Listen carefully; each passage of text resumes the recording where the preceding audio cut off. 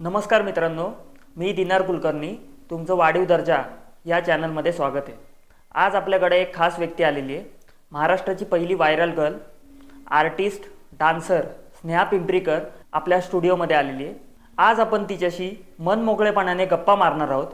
तिची जी जर्नी आहे, तिचे येणारे प्रोजेक्ट्स आहेत, तिची लाईफस्टाईल आहे, ते आपण जाणून घेणार आहोत। चला तर मग आपण चर्चा करूया स्नेहा पिंपरीकर हिच्याशी।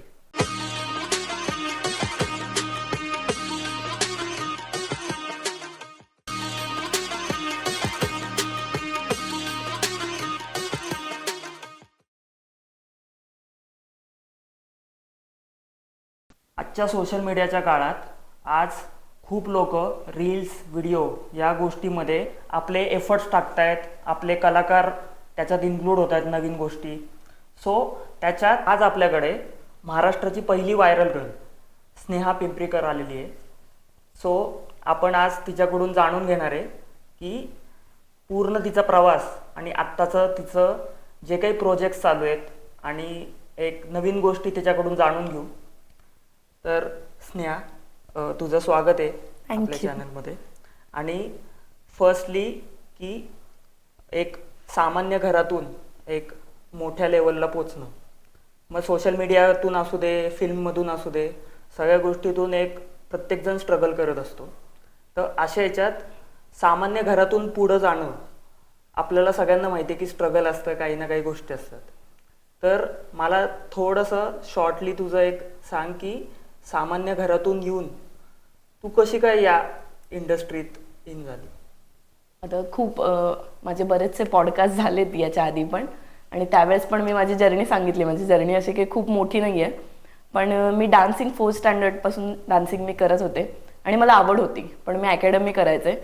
पण फॅमिली इश्यूजमुळे मला क्लासला खूप सारे पैसे देणं किंवा कंटिन्यू प्रॅक्टिसमध्ये राहणं होत नव्हतं। पण मी 4th स्टँडर्डपासून माझी एक ताई होती, ती ताई, तिला डान्स करायला जमत नव्हतं, म्हणजे तिच्या फॅमिली इश्यूजमुळे तिला करू देत नव्हते। मग ती मला शिकवायची आणि मला कॉम्पिटिशनला घेऊन जायची। मग ते करत करत माझे सर होते, सरांनी मला अकॅडमीतनं म्हणजे खूप कमी पैशांमध्ये त्यांनी मला शिकवलं। आणि आत्ता जे काय मी आहे ते एक माझी फ्रेंड आहे जीनी माझी परिस्थिती बघितली होती की मी नक्की कोणत्या सिच्युएशनमध्ये करते, आणि पण मला आवड आहे करायची, पण ते तेवढं होत नव्हतं। म्हणून ती बोलली की थोडे दिवस मग बॅक डान्सिंग करतेस का, म्हणून अशी ओळख होत होत मग मी बॅक डान्सिंग करायला लागले।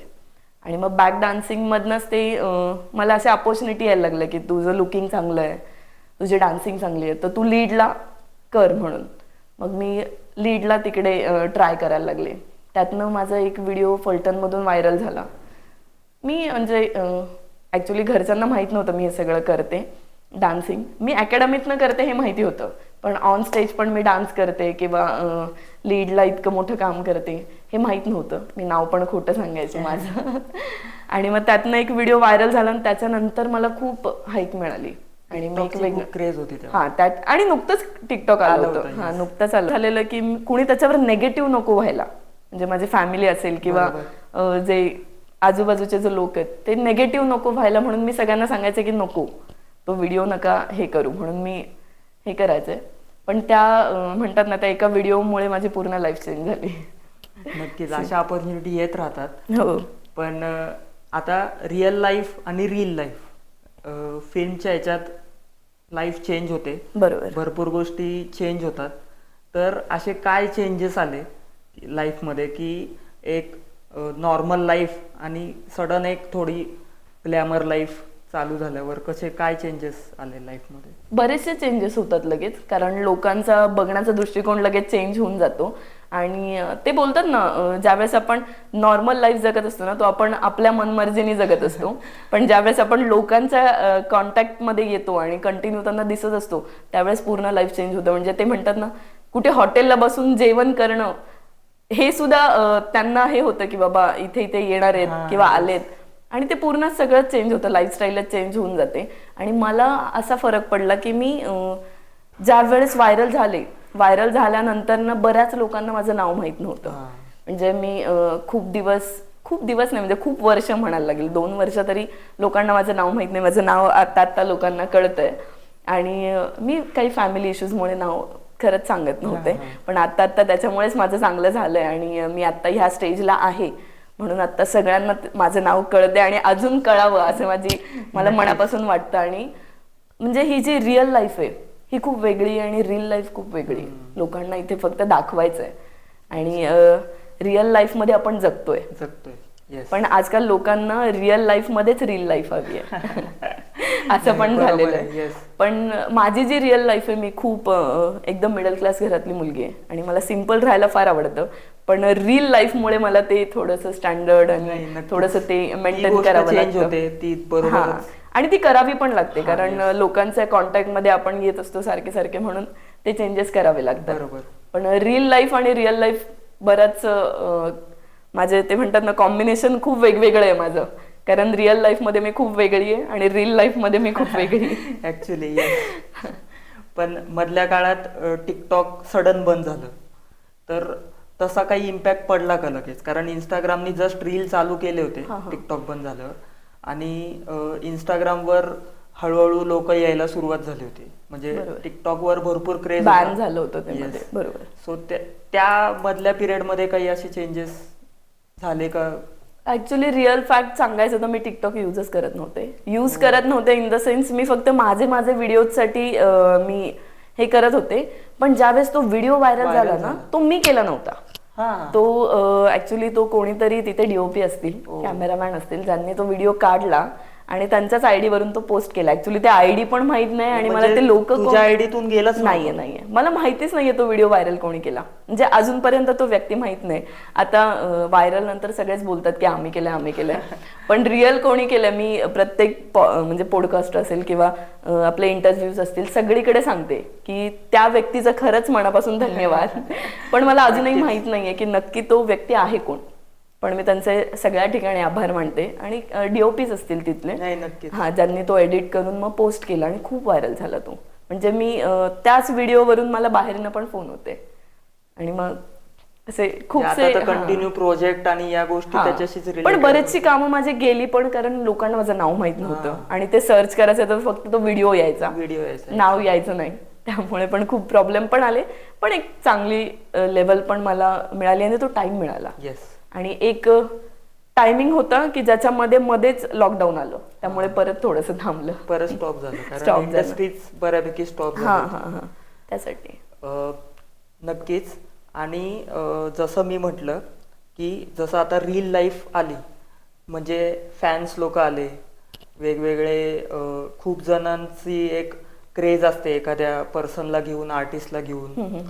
तर फॅन्स लोक जे अप्रोच करतात आणि तेव्हा कसं वाटतं म्हणजे कसं फील होतं की कारण तेच लोक आहेत जे आपल्या गोष्टीला अप्रोच करत असतात ऍप्रिशिएट करत असतात. बरोबर. नाही माझं मी खरं सांगेन तुम्हाला आत्ता जिथपर्यंत पण मी आहे ना हे बोलतात ना हे तरी फॅन्स बोलतात मी तर फॅन्स पण मी फॅमिलीच म्हणेल कारण खरंच ते आहेत. एक जसं फॅमिली आपल्याला सपोर्ट करते ना तसंच ते सपोर्ट करतात आणि तितकंच प्रेम देतात.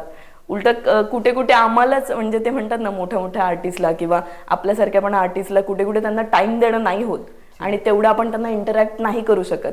त्याचा एक गिल्ट वाटतं मनामध्ये की आपण त्यांना तेवढा टाइम नाही देऊ शकत किंवा तेवढं मेसेज नाही करू शकत किंवा त्यांचे मेन्शन्स असतात काही ते राहतात.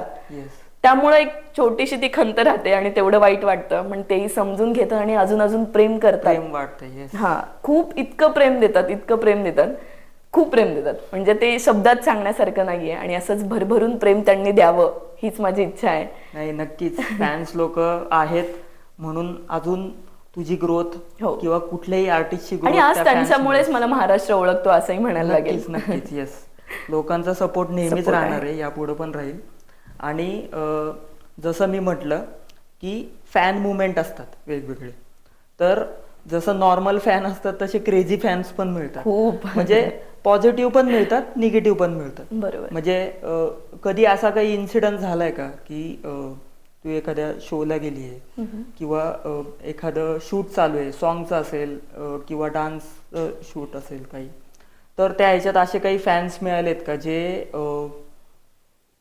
क्रेझी असतील म्हणजे असे काही मुवमेंट्स आहेत का जे लक्षात राहिलेत तुझ्या फॅन्सचे? असं इतक्यात तर काही नाही झालेलं असं.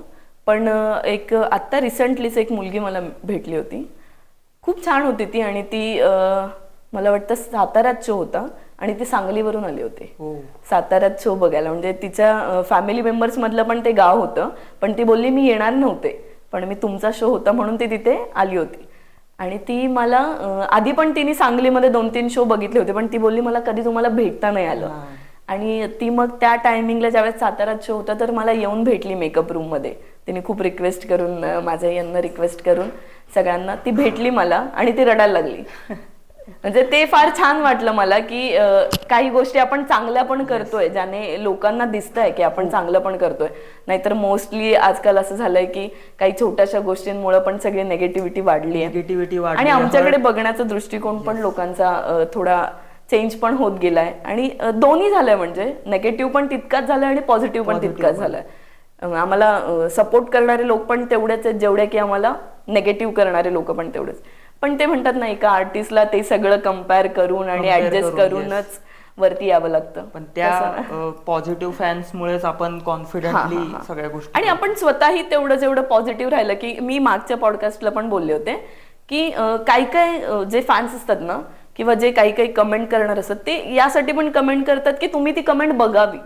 मी त्या रॉंग कमेंटवर येणारच होतो, कारण ते लगेच पुढचा सेक्शन तोच येतो की ट्रोलिंग, सोशल मीडिया ट्रोलिंग जी होते ना भयानक, ती प्रत्येक आर्टिस्टला फेस करावी लागते. म्हणजे ऑलवेज पॉझिटिव्ह फॅन्स असतील असं कधीच होत नाही. बरोबर. निगेटिव्ह फॅन्स पण इतके आहेत, किंवा आय डोंट नो, म्हणजे एखादे चुकीचे का काढतात एखाद्या व्हिडिओमध्ये, पण ट्रोलिंग होते, खूप चुकीच्या कमेंट येतात. बरोबर. पण मग त्या गोष्टीला कसं तू फेस करते किंवा कशा वेनी घेते ते? नाही, मी तेच सांगते, मी इतकं पॉझिटिव्हली घेते. ऍक्च्युली मी नाही आहे, म्हणजे मला आतून फार त्रास होतो की का, म्हणजे याच्यात काय चुकीचं आहे. जर खरंच चुकीचं आहे तर तुम्ही बोला, हे रिअली चुकीचं घडलेलं आहे. पण तुम्ही जर एकाला जज करून दुसऱ्याला बोलताय तर ते चुकीचं आहे. जर तो माणूस स्वतः चुकीचा असेल तर तुम्ही त्याला रॉंग ठरवू शकता. पण जर दुसऱ्याने एखाद्याने वाईट केलंय आणि तेच क्रिएट करून तुम्ही जर दुसऱ्याला वाईट ठरवता तर ते चुकीचं आहे, मला असं वाटतं. नक्कीच. कारण एखाद्याच्या आर्टिस्ट किंवा त्याचे जे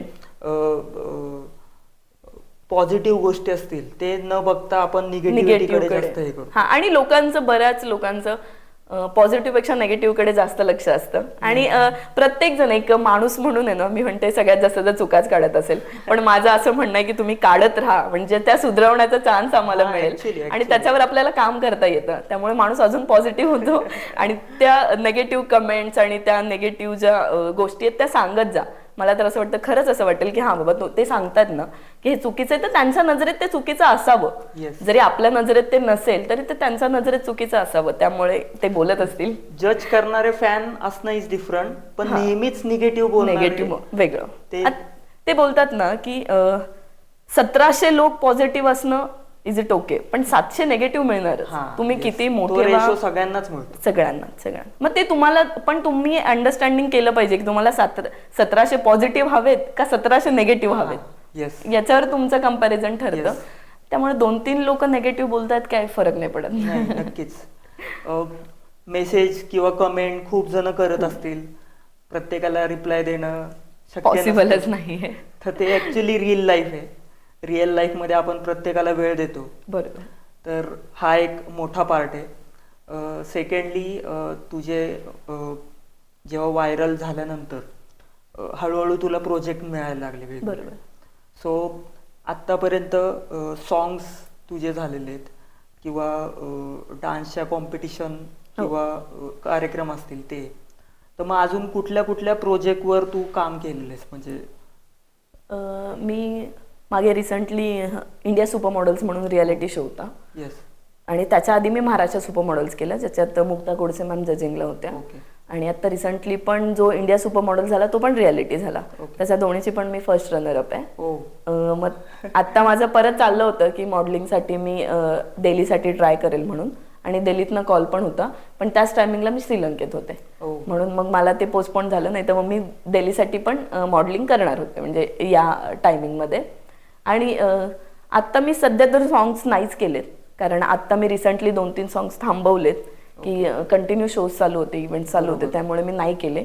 आणि याच्या आधीचे जे प्रोजेक्ट होते बऱ्यापैकी सॉंग्स केलेत मी. टी सिरीजला केलंय, टिप्सला केलंय आणि फार चांगला एक्सपिरियन्स होता त्यांचा. पण ते जुने झालेत आता, म्हणजे ते म्हणतात जुनं म्हणजे असं जुनं नाही होऊ शकत, पण ते ओल्ड झाले आता. आणि मला आता अजून नवीन ट्रॅकवर पण यायचंय नक्कीच. आणि त्यासाठी आता प्रयत्न करते. पण सिरियलचे ऑफर्स आहेत, पण मी असं थोडा विचार होता की एखादा तरी मूवी केल्यानंतर मी सिरियल करेल. आणि मूवीचे पण आहेत आता, म्हणजे प्रोजेक्ट चालू आहेत, म्हणजे बोलणं वगैरे चालू आहेत, मीटिंग चालू आहेत, होतील इन फ्युचर. तू एक मोठ्या पडद्यावर दिसशील लोकांना. हा, सिरियलचं ते खूप आहे. म्हणजे मागे पण मी 2-3 ठिकाणी झालं पण होतं माझं, पण मी खास मूवीसाठी सिरियल थांबवली आहे. नाही, पण समजा मूवी थोड्याशा लेट होत असतील तर मग सिरियलला प्रेफरन्स देशील का? देईल, पण म्हणजे आता हे खूप कमी लोकांना माहिती आहे किंवा जे इंडस्ट्रीमध्ये आहेत त्या लोकांना माहिती आहे. सिरियलचा फेस ना कंटिन्युटी फेस होऊन जातो. बरोबर. आणि मूवीला ना नवीन फेस हवा असतो. मग जर तुम्हाला सिरियल करायचे तर मग तुम्हाला कंटिन्यू सिरियलचं काम करत राहावं लागणार. तो कंटिन्यूचा फेस, लॉंग जर्नी असते. हा, लॉंग जर्नी. आणि तुम्ही लोकांना कंटिन्यू दिसत राहणार. मूवी तरी एकदाच येणार, एकदाच जाणार, पण मूवीसाठी ना त्यांना फेस नवीनच हवा असतो. मग मी 2-3 जरी एक मोठ्या लेवलचे मूवी केले आणि त्याच्यानंतर सिरियल केली तर इज इट ओके. हा, पण सिरियल करून मूवी थोडंसं प्रॉब्लेमॅटिक होतं. म्हणून सिरियल नाही करत. Main focus movie. Marathi movie असेल, शॉर्ट फिल्म असेल, जे मी चांगल्या लेवलला करू शकेल असं नक्कीच. आणि आता पण ट्राय चालू आहेत, म्हणजे होत आहेत, आता शूट चालू आहेत. हिंदीकडून पण आलेत ऑफर? आता रिसेंटलीच एक आहे हॉरर, त्याच्यासाठी म्हणजे प्रोफाईल दिली आहे. इवन आमची मीटिंग पण झाली आहे, त्याचं आता फायनल चालू आहे. नक्कीच बॉलिवूड किंवा हिंदी इंडस्ट्री, मराठी इंडस्ट्रीमध्ये तू नक्की दिसशील. वेब सिरीज वगैरे? वेब सिरीजच आता मी म्हणत होते ना, शॉर्ट फिल्म आणि वेब सिरीज त्यांचं ते मोठ्याच प्लॅटफॉर्मसाठी करतायत आणि त्यामुळे ट्राय चालू आहे त्याचा. येस, नक्कीच. फिल्म आणि या वेब सिरीज मुळे तुला भरपूर पुश मिळेल. हो. आणि माझी इच्छा होती बिग बॉसची, ती झाली तर नेक्स्ट इयर होईल. नाही, नक्कीच होईल. कारण नाही, प्रेम जर त्यांनी दिलं तेवढं, आणि आहेच, म्हणजे प्रेम तर आहेच, मी सपोर्ट पण आहे म्हणते, नेक्स्ट इयर मी नक्कीच बिग बॉसला दिसेल. 6वा-7वा सीझन तू असेल. आणि मी माझ्याकडनं पण तेवढं ट्राय करेल, कारण माझी खूप वर्षापासूनची इच्छा आहे. मला या सीझनला पण असं वाटत होतं की जाऊ का, म्हणजे करू का ट्राय, पण नाही झालं. पण ते होणार. ते म्हणतात ना, स्वप्न बघितली तर पूर्ण होणार. यस, नक्कीच. एम ठेवला तर पूर्ण होणार. त्यासाठीच मला फक्त क्युरियोसिटी म्हणून विचारायचंय की बिग बॉस ची जी टीम आहे ती स्वतः अप्रोच करते का आपण अप्रोच करतो त्यांना? नाही, आपण नाही अप्रोच करत. ऍक्च्युली त्यांची कास्टिंग टीम आहे ना, कास्टिंग म्हणजे कास्टिंगचे जे लोक आहेत तेच तुम्हाला कास्ट करतात. म्हणजे हे सिरियल सारखं वगैरेच आहे, म्हणजे कास्टिंग. पण तुम्ही ते म्हणतात ना, महाराष्ट्राच्या तुम्ही नजरेत असलं पाहिजे, म्हणजे तुम्हाला लोक ओळखतील. आयदर तुम्ही नजरेत राहा, नाही तर कॉन्ट्रोवर्सी मध्ये. हा, बरोबर. हा, दोनच आहेत इंडस्ट्रीमध्ये टिकणं. हेच, एक तर तुम्ही नेगेटिव्ह, एक तर पॉझिटिव्ह. जे ते तुमच्या हातात आहे, तुम्ही काय करणार आहेत. आणि बिग बॉस मध्ये जी टीम निवडली जाते 16-17 जणांचे कंटेस्टंट, ते सगळे निगेटिव्ह आणि पॉझिटिव्हच मिक्स असतात. हा, ते तसंच तुझे आधी जे सॉंग झाले टी सिरीज टिप्सचे, तर ते तुझ्यासाठी नवीनच होतं इंडस्ट्री. कारण व्हायरल झाल्यानंतर आपण सडनली कॅमेरा फेस नाही करत. आणि अशा याच्यात प्रोफेशनल लेवलला तर भरपूर रिटेक असतात, भरपूर गोष्टी असतात. आणि मोठं जेव्हा प्रोडक्शन हाऊस तुम्हाला अप्रोच करतं एखाद्या सॉंगसाठी, वेब सिरीजसाठी, तर तो एक्सपिरियन्स कसा होता की सॉंग्स जेव्हा तुला अप्रोच केलं त्यांनी, तर तुझी म्हणजे कसं अप्रोच होतं तुझं त्याच्याकडे? ऍक्च्युली ज्यावेळेस मी फर्स्ट तर सॉंग केलं ना, मी नुकतीच व्हायरल झाली होते आणि त्यांचा फोन आला की असं गाणं करायचं. आणि ते गाणं ऑलरेडी व्हायरल आहे मराठीत, पण मी फर्स्ट टाइम करत होते आणि मला काहीच एक्सपिरियन्स नाही. पण ते जे डिरेक्टर होते आणि जे होते ना, ते म्हणजे खूप एक्सपिरियन्सवाले होते. त्यामुळे त्यांनी इतकं समजून सांगितलं ना, म्हणजे कॅमेरा फेसिंग कसं असावं. त्याच्या आधी मी रील्स, टिकटॉक वगैरे तर करायचंय, पण ते कॅमेरा एकदम वेगळा, म्हणजे मोबाईलचा कॅमेरा डिफरंटच पडतो आणि प्रोफेशनल कॅमेरा त्याच्या समोर सगळं करतो. आणि त्यांच्यात फक्त कॅमेराच असं नाही, पण तुमचं मार्किंग, तुम्ही कोणत्या लाईनवर येऊन थांबताय, तुम्ही कुठे रिॲक्शन काय दिले पाहिजे, इतकं सगळं त्यांनी पहिल्याच सॉंग्समध्ये मला शिकवलं. आमची 2 दिवस आधी प्रॅक्टिस पण झाली, पण ती फक्त डान्सची प्रॅक्टिस झाली.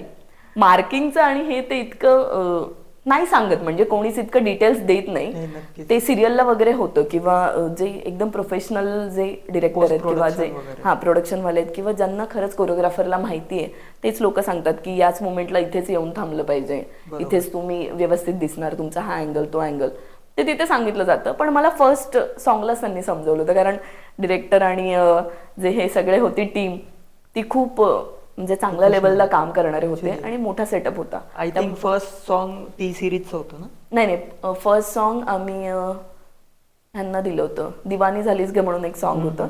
इतकी छोटी मी आणि मला काहीच येत नव्हतं, मला काही कळत नव्हतं, पण त्यांनी माझ्याकडनं करून घेतलं. आपलं ह्यांचं चॅनल आहे, ते मराठी चॅनल आहे, पण मोठं आहे, म्हणजे चांगलं आहे, नाव चांगलं आहे त्यांचं. किती एज होतं तुझं फर्स्ट सॉन्ग करता?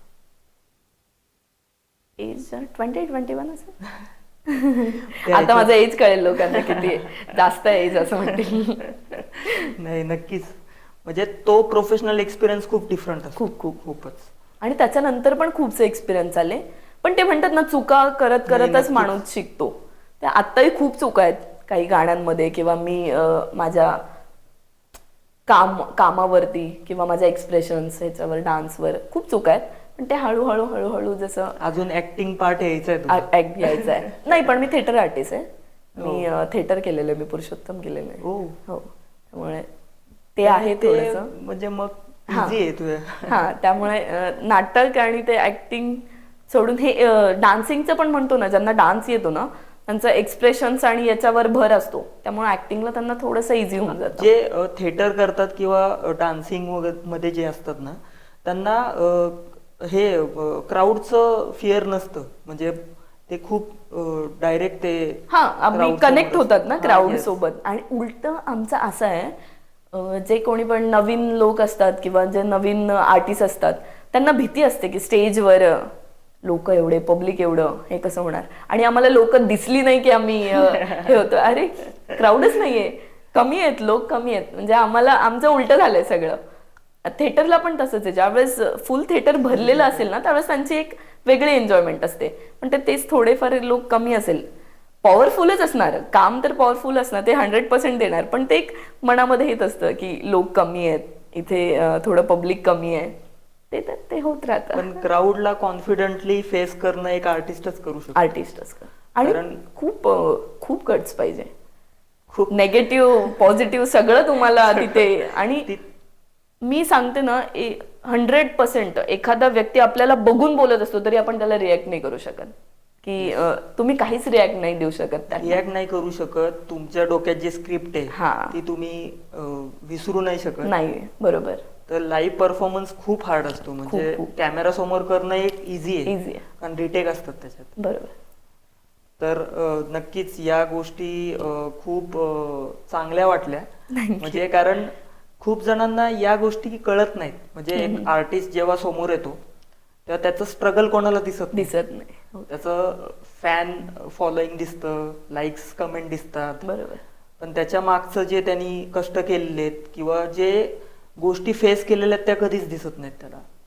त्याच्यामुळे या गोष्टी शेअर करायला इझी वाटलं. आणि मोस्टली ना सगळ्यांचं म्हणजे खूप काय लगेच कोणी पोटातून आर्टिस्ट तर बनून नाही आलं. आणि खूप जे म्हणतात ना, जे मेन मोठे मोठे पण आर्टिस्ट आहेत, त्यांनी जरी त्यांच्याकडे पैसा असेल, सगळं असेल, तरी पण त्यांनी मेहनत तर आहेच ना त्यांची.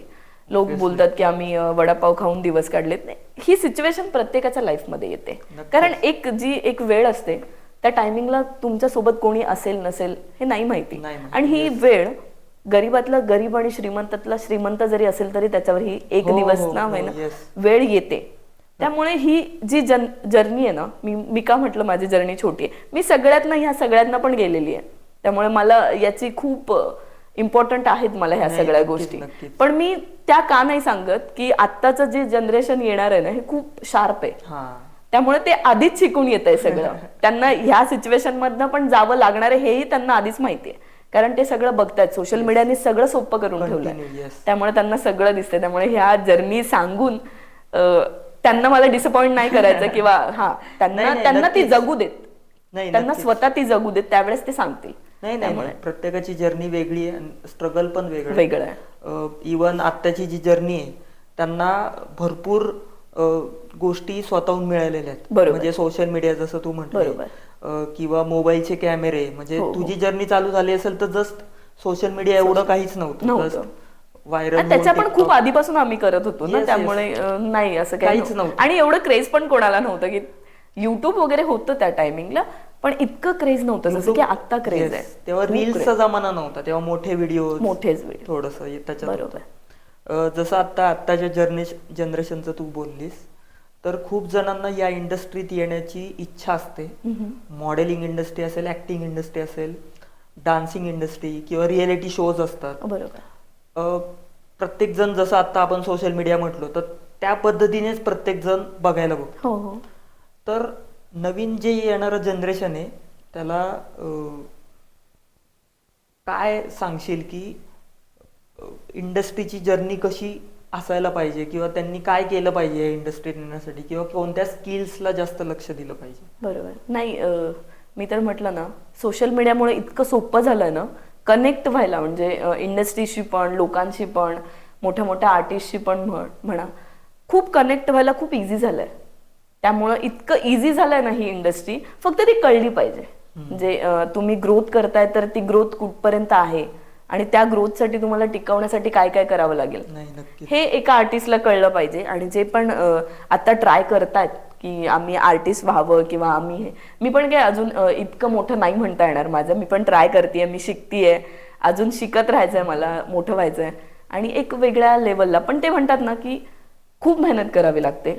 जसं दिसतं तुम्हाला वाटतं, तुम्ही जसं म्हणालात की रिअल लाईफ आणि रील लाईफ, तशीच इंडस्ट्री आणि रील लाईफ ही खूप वेगळी आहे.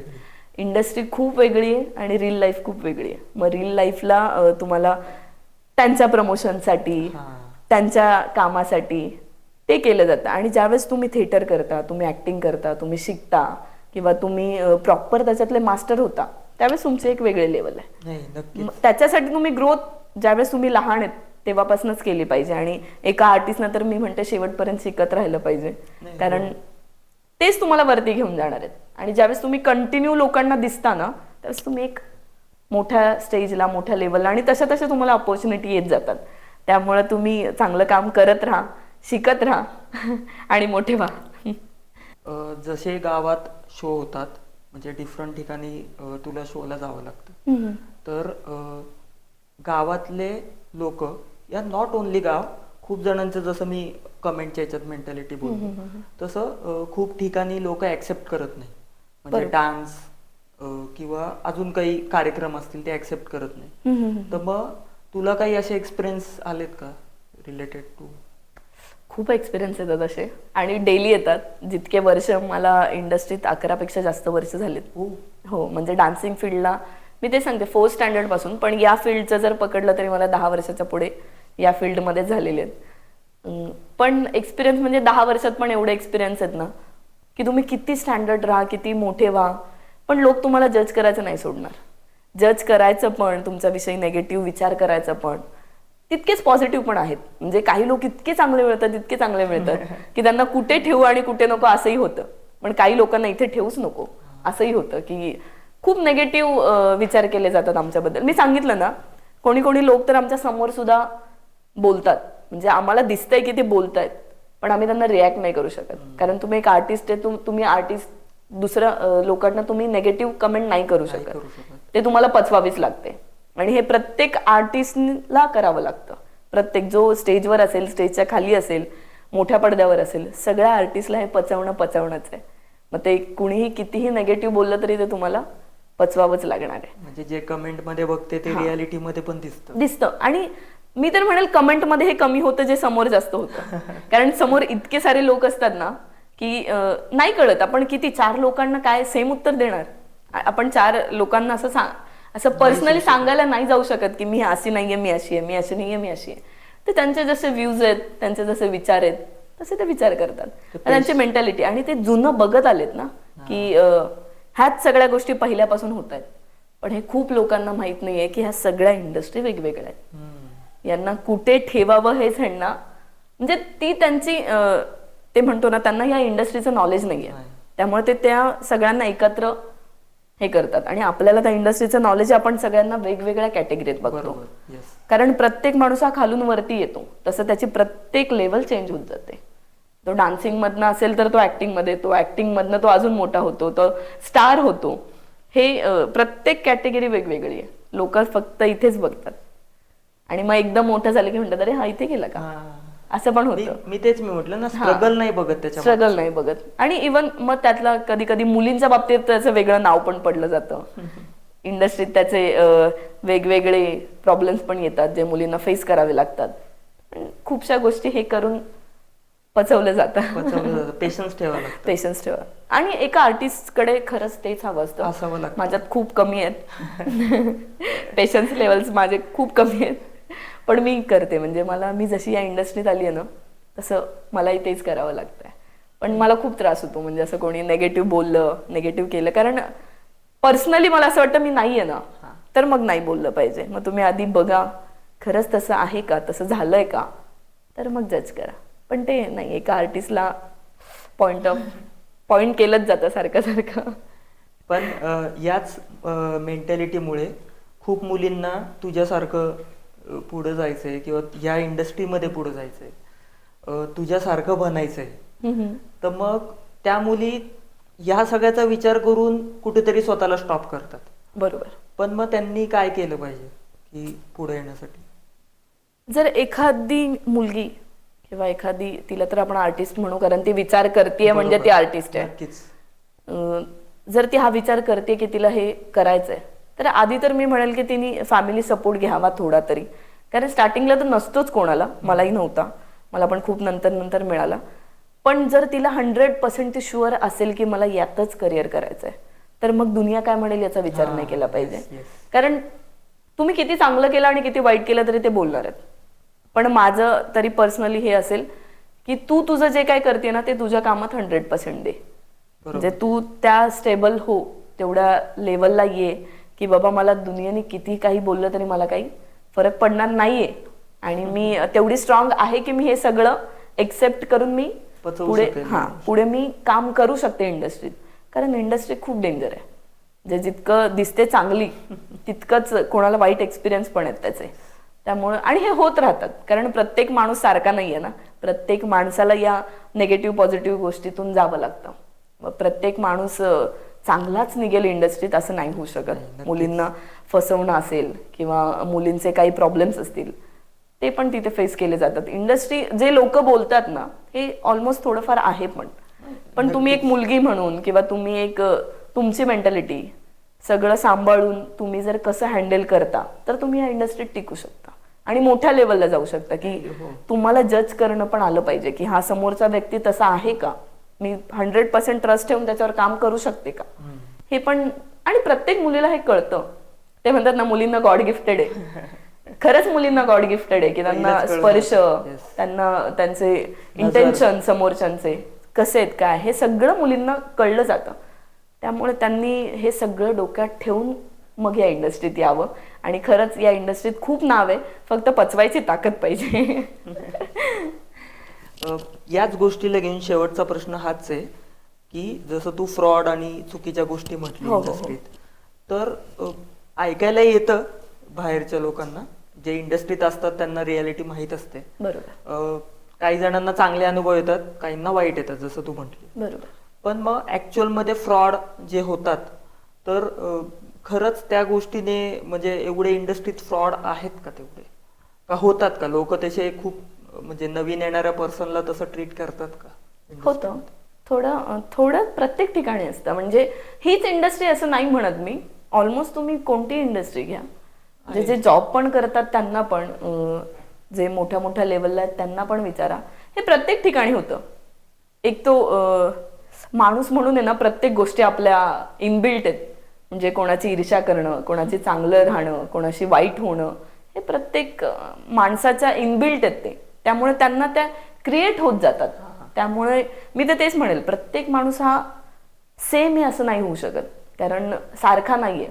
पण जर तुम्ही त्याच्याशी कनेक्ट राहून तुम्हाला कळला की तो माणूस कसा आहे काय, मग तुम्ही एक ठरवू शकता की हा बाबा मी याच्यासोबत माझं होणार आहे किंवा माझं यांच्याशी बॉन्डिंग होणार आहे, माझं यांच्याशी काम होणार आहे का, ही तुमची मॅच्युरिटी आहे. म्हणजे की तुम्ही खरंच काम करू शकणार आहे का या व्यक्तीसोबत, तरच तुम्ही काम करा. नाहीतर मग तुम्ही स्टॉप घ्या.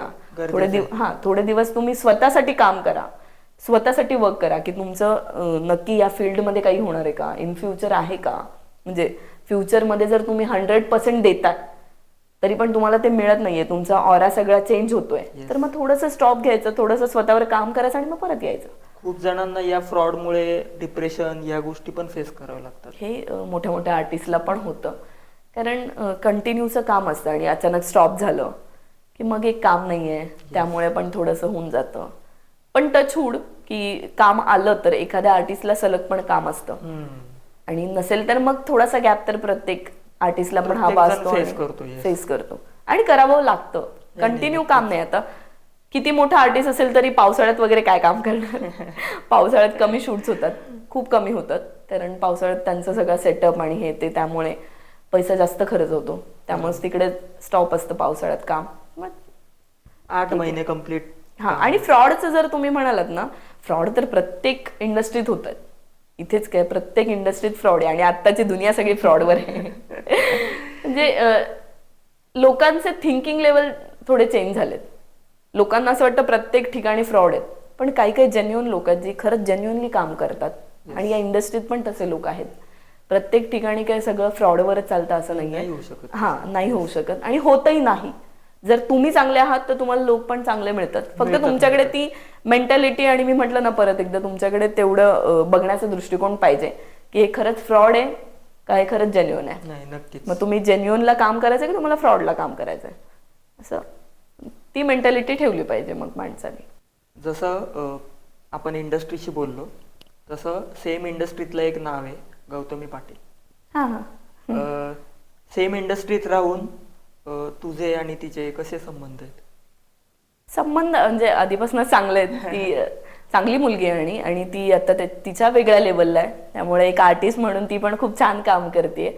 आणि असं जेन्युइनली आम्ही एकत्र होतो आधी बऱ्याच टायमिंग नंतर, पण आता आमचं मोस्टली नाही होत तेवढं बोलणं, किंवा मी माझ्या एक वेगळ्या प्रोजेक्ट, मी माझ्या वेगळ्या, तिचं वेगळं सगळं. आणि आता तर तिचं खूप काम वाढलंय आणि अजून व्हावं असं तिच्या ह्याने ती करतीये, त्यामुळे छान आहे, असं काही प्रॉब्लेमॅटिक नाही. आणि एक जेन्युइन मुलगी आहे. जे काय आता जे झालं त्याच्याबद्दल तर नाही, पण मला तेव्हाही असं वाटलेलं की ठीक आहे, ह्या चुका सगळ्यांकडून होतात. पब्लिकने तिला खूप सपोर्ट दिला. आणि एक गोष्ट तिची मला चांगली वाटली ती म्हणजे तिच्याकडे पेशन्स लेवल खूप आहेत, जे असायला, मी मगाशी पण बोलले, जे एका आर्टिस्ट मध्ये असायला हवेत ते तिच्याकडे खूप होते. आणि तिने त्याच पेशन्सली वर्क करत करत ती आज इथपर्यंत आहे, त्यामुळे छान वाटतंय. नाही, नक्कीच सेम इंडस्ट्रीत राहून एक मैत्रीपूर्ण संबंध ठेवणं खूप चांगली गोष्ट आहे ॲक्च्युली. तसं तू मगाशी म्हटली की बिग बॉसमध्ये यायची इच्छा आहे किंवा बिग बॉस करायचे, तर आत्ता रिसेंट जे सीझन झालं तर त्याच्यात फेवरेट पर्सन कोण होता तुझा, स्पर्धक कोण होता? फेवरेट ॲक्च्युली तिघं पण फेवरेट होते, पण सगळ्यात जास्त सूरज होता. कारण जेन्युइनली सांगते, मी बिग बॉसच खास त्याच्यासाठी बघितलंय आणि पूर्ण सीझन बघितलाय. याच्या आधी जर मला बिग बॉसमध्ये कोणी आवडत असेल तर तो शिव ठाकरे होता, आणि मी त्याच्यासाठी एक सीझन पाहिला होता. ते म्हणतात ना, मराठी माणूस ज्या वेळेस बिग बॉस गाजवतो आणि ट्रॉफी घेऊन येतो ना, त्यावेळेसची एक मजाच वेगळी आहे. आणि एक मराठी मातीतला एक गरीब घराण्यातला जो मुलगा आहे, तो ज्यावेळेस ट्रॉफी आणतो आणि महाराष्ट्र त्याला इतकं प्रेम देतं, हे खरंच महाराष्ट्राचं कौतुक करण्यासारखं आहे. की आज ते नसते तर सूरज चव्हाणनी इतकी मोठी ट्रॉफी घेतली नसती आणि बिग बॉसला म्हणजे जाणं त्याला पॉसिबल नव्हतं. हे खरंच महाराष्ट्राचं प्रेम आहे. आणि सूरज पण तेवढाच म्हणजे इतका जेन्युइन मुलगा वाटला मला, आणि मी सगळं बिग बॉस फक्त त्याच्यामुळे बघितलंय. पण मला विनरच्या वेळेस अशी हे होती की सूरज आणि अभिजित दोघंही स्ट्रॉंग पर्सनॅलिटी होते. हा, दोघंच होते. आणि निकी सो वाटत होती मला की, पण ती फर्स्ट ऑफ ऑल पहिल्यापासूनच थोडं नेगेटिव्ह, पण नंतर जो जेन्युइन ती आहे तशी ती वागायला लागली. हे तिघं पण खरं मोस्टली तेवढेच म्हणजे कॅपेबल होते तेवढ्या लेवलला जाण्यासाठी. पण मला खरंच महाराष्ट्राचा निर्णय खूप आवडला आणि मला मनापासून छान वाटतंय की त्यांनी सूरजला विनर केलं आणि माझी खरंच तीच इच्छा होती, कारण मी वोटिंग पण सूरजला केलं आणि माझं वोटिंग वेस्ट नाही गेलं. मला ते फार छान वाटतं आणि खरंच यावेळेचा सीझन मला आवडला. नेक्स्ट सीझनला मला खरं वाटतं त्यांनी माझ्यासाठी पण ट्राय करावं. मराठी मुलगी आहे, जेन्युइन मुलगी आहे आणि म्हणजे एक मिडल क्लास फॅमिलीतली मुलगी आहे मी. प्रत्येकाचं स्वप्न असतं बिग बॉससाठी आणि मी ते प्रयत्न करतेय. तर कुठेतरी मला पण माझी इच्छा आहे की मी पण बिग बॉस मध्ये दिसावं आणि परत मला पॉडकास्टला बोलवा सारखे सारखे. नाही, नक्कीच. तू सूरजला भेटलीस, म्हणजे एक्सपिरियन्स आहे तुझा, म्हणजे भेटून? नाही, पण माझी इच्छा आहे की मी त्याला आता भेटेल. जर हा पॉडकास्ट किंवा त्यांनी बघितलं माझा इंटरव्ह्यू तर नक्की मी त्याला भेटायला जाईल आणि मला आवडेल त्याला भेटायला. खरंच एक मी तर म्हणेल एक माझ्या भावासारखा आहे तो आणि मला जेन्युइनली खरंच त्याला आवडेल भेटायला आणि मी खरंच जाईल त्याला भेटायला. नक्कीच. येस, नक्कीच तुला बिग बॉस टीम कडून कॉल येईल. थँक्यू. पुढच्या सीझन मध्ये तू दिसशील. महाराष्ट्राचं प्रेम आहे म्हटल्यावर नक्की होईल आणि खरंच महाराष्ट्राने अजून अजून प्रेम द्यावं. जरी माझ्या काही चुका होत असतील तर त्या मला सांगाव्या आणि त्या होऊ देऊ नका यासाठी मी खरंच प्रयत्न करेल आणि होऊ देणार नाही. आणि ह्या मला खरंच सांगत जा, म्हणजे जेन्युइनली मी त्यांच्या प्रेमाने मी अजून कुठेतरी माझं नाव होईल आणि मी खरंच तुमच्या आशीर्वादाने मी बिग बॉसला येईल. येस, नक्कीच. आपल्याकडे वेळात वेळ काढून आपल्या वाढीव दर्जा या चॅनलवर स्नेहा पिंपरीकर आली आणि भरपूर चांगल्या गोष्टी तिने सांगितल्या, इंडस्ट्री वाईज भरपूर गप्पा मारल्या.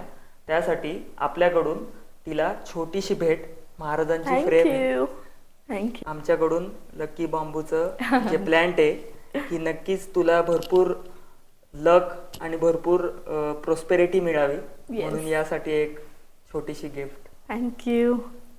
नाही, महाराष्ट्राचं प्रेम आहे, प्रेम देत आहे आणि खरंच त्यांचं कौतुक करेल तितकं कमी आहे, कारण तेच लकी छान. येस, धन्यवाद स्नेहा. थँक्यू.